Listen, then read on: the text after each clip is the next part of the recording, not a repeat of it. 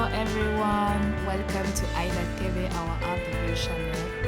Nous sommes au marché Sandaga, nous faisons les courses parce que nous faisons aujourd'hui des beignets de maïs, banana corn beignet, so you need banana maize et cassava flour.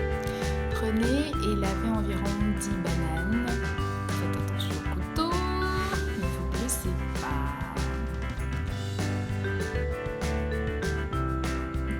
Ensuite, enlevez la peau, vous la retirez délicatement.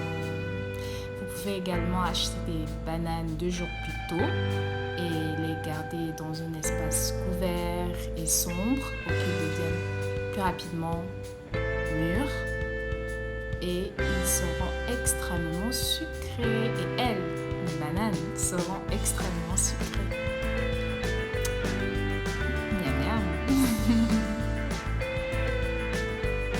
Allez, on utilise la force de ses bras pour bien écraser les bananes. Vous pouvez également utiliser un mixeur, hein.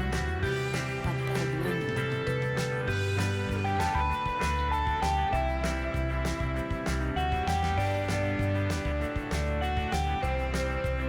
Allez, on écrase, on écrase, on écrase.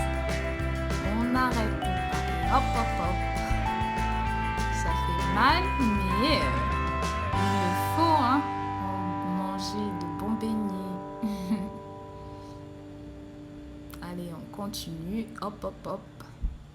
On ne lâche rien. La consistance est parfaite. Je vous conseille d'utiliser environ 250 g de farine de maïs. Là, j'en ai trop mis. Bah, je l'avoue, hein, j'en ai trop mis, mais bon, on apprend tous les jours et on apprend ensemble. Ici, c'est de la farine de manioc, environ 90 g. Oui, 90 g. À la base, vous pouvez mettre de la farine de blé. You can put wheat flour, but it's with gluten and we try to get rid of gluten. So, no gluten, it's gluten free, sans gluten. On utilise la farine de manioc à la place. On ajoute de la levure de boulanger, pardon. Yeast. And salt. Du sel.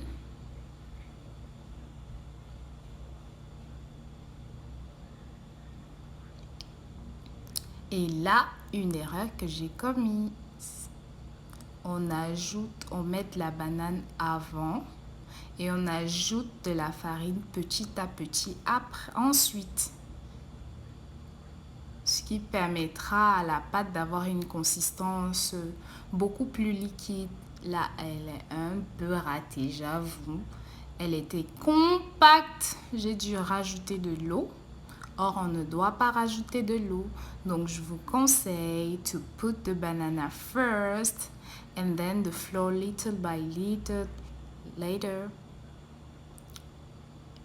On utilise encore la force de ses bras. Rien de mieux que la sensation de la banane et de la farine entre ses doigts. On remue délicatement, mais aussi avec un peu de dextérité.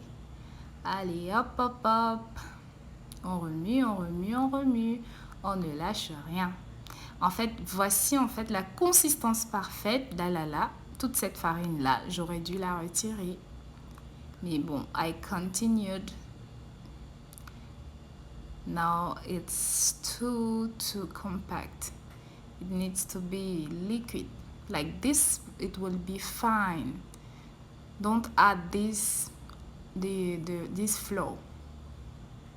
Like this is okay, but I added, so I was obliged to add water. But don't add water in yours. Start with the banana and then the flour. Okay? Thank you guys.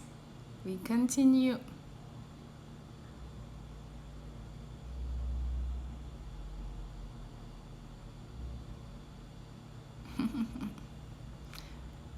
Ok. On continue.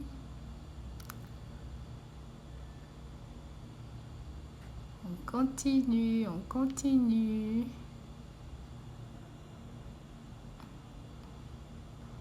On était obligé de continuer.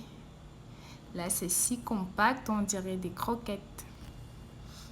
Justement, c'était vraiment très croustillant parce que j'ai d'abord commencé avec cette consistance. C'était croustillant, c'était bon aussi, pas mal, croustillant, on dirait des croquettes. It was so crispy. It was nice, but we wanted to be sweet. It was sweet. Tender, yes, we wanted to be tender. On voulait que ce soit tendre, que ce soit vraiment doux, moelleux en bouche et non croustillant. Not crispy, but tender in mouth. So we added water.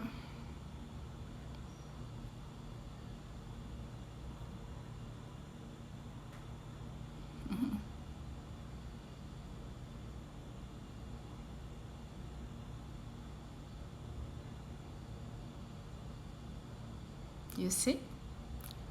On corrige. On corrige ses erreurs.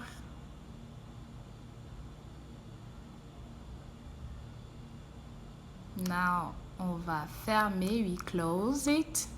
And we keep it for 1 hour. On laisse lever la pâte. Vous voyez, elle était très croustillante. J'ai dû encore rajouter de l'eau une deuxième fois. Mais je ne l'ai pas montré à l'écran. Donc, j'ai rajouté de l'eau. J'ai fait des formes, mais il n'était pas très joli du coup. On utilise la méthode de la quenelle dans de l'huile très chaude. Hot, hot, hot oil. Allez, des jolies formes. De très très jolies formes. Ça sent si bon. It smells so good. The banana, the corn, the cassava flour. It smells like even. Yum yum, ça sent si bon. Si bon.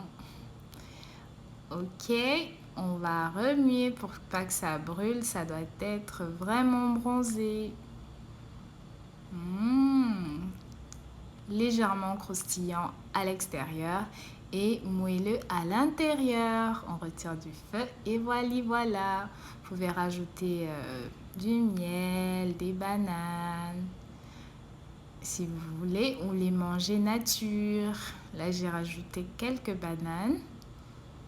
Merci d'avoir regardé. Bon appétit!